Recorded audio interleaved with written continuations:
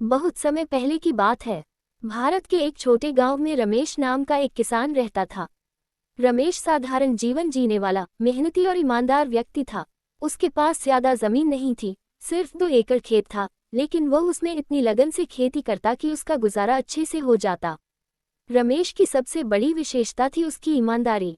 चाहे कोई भी परिस्थिति हो, वह कभी गलत रास्ते पर नहीं चलता। उसके गांव के लोग उसकी बहुत इज्जत करते थे। सब जानते थे कि रमेश के शब्दों पर विश्वास किया जा सकता है। एक बार की बात है, जब पूरे क्षेत्र में सूखा पड़ गया। महीनों से बारिश नहीं हुई थी और किसानों की फसलें बर्बाद हो गईं। गांव के कई किसानों ने सरकार से मुआवजा लेने के लिए झूठ बोलकर ज्यादा नुकसान दिखाया। उन्होंने अपने खेतों की तस्वीरें बदल बदल कर दिखाईं और कई ने दोहरी फाइलिंग करके दोगुना मुआवजा भी लिया। रमेश ने भी नुकसान झेला था, लेकिन उसने सिर्फ उतना ही नुकसान दर्शाया जितना वास्तव में हुआ था। सरकारी अधिकारी जब उसके खेत पर निरीक्षण करने आए, तो उन्होंने देखा कि रमेश ने न तो झूठी रिपोर्ट दी है, न ही किसी प्रकार का छल किया है।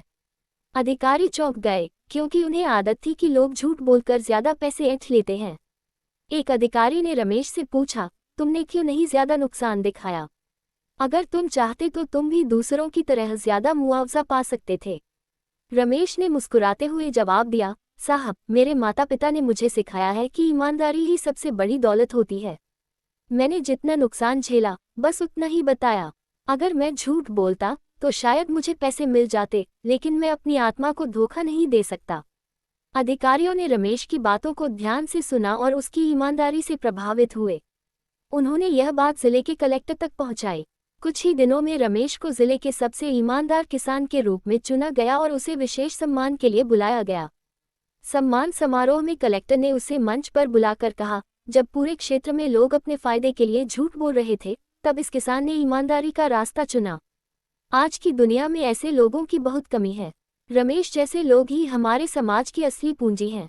रमेश को नकद इनाम के साथ एक नई सिंचाई मशीन भी दी गई, जिससे उसकी खेती और बेहतर हो सकती थी। इसके अलावा कलेक्टर ने उसके बच्चों की पढ़ाई के लिए भी सहायता देने का वादा किया।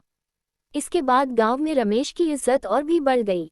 जो लोग पहले उसे साधारण किसान समझते थे, वे अब उसके पास सलाह लेने आने लगे। कई लोगों को उसकी ईमानदारी से प्रेरणा मिली और उन्होंने भी अपने व्यवहार में बदलाव लाना शुरू किया। समय बीतता गया, रमेश की खेती धीरे धीरे फलने फूलने लगी। नए उपकरणों और सरकारी योजनाओं की मदद से उसने अपनी जमीन का अच्छे से उपयोग किया। अब वह न केवल अपने लिए, बल्कि अन्य किसानों की मदद भी करता था। उसने गांव में एक किसान समूह बनाया, जिसमें वह सभी किसानों को आधुनिक खेती के तरीके सिखाता।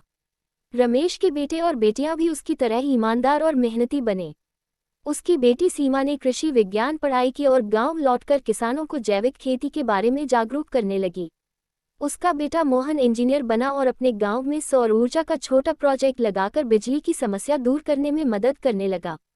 रमेश अब बूढ़ा हो गया था, लेकिन उसकी आंखों में संतोष और गर्व साफ दिखाई देता था। उसने कभी ज्यादा पैसा नहीं कमाया, लेकिन जो भी कमाया, वह सच्चाई और मेहनत से कमाया। उसकी जिंदगी इस बात का प्रमाण थी कि ईमानदारी कभी व्यर्थ नहीं जाती। सीख: रमेश की कहानी हमें ये सिखाती है कि जीवन में चाहे कितनी भी कठिनाइयां क्यों न आए, हमें ईमानदारी का साथ नहीं छोड़ना चाहिए। जब हम सच्चाई के रास्ते पर चलते हैं, तो शायद हमें तुरंत फल न मिले, लेकिन अंततः हमें उसका अच्छा परिणाम जरूर मिलता है। समाज ऐसे ही लोगों की जरूरत है, जो अपने चरित्र से दूसरों को प्रेरित करें। निष्कर्ष: ईमानदार किसान रमेश की कहानी सिर्फ एक इंसान की नहीं, बल्कि उस मूल्य की है जो आज की दुनिया में बहुत कीमती हो गया है, ईमानदारी। यदि हम सब थोड़े थोड़े रमेश बन जाएं, तो हमारा समाज और देश दोनों एक बेहतर दिशा की ओर बढ़ सकते हैं। अगर आप चाहें तो इस कहानी को बच्चों के लिए सरल भाषा में या किसी प्रतियोगिता के लिए विशेष रूप में भी तैयार किया जा सकता है।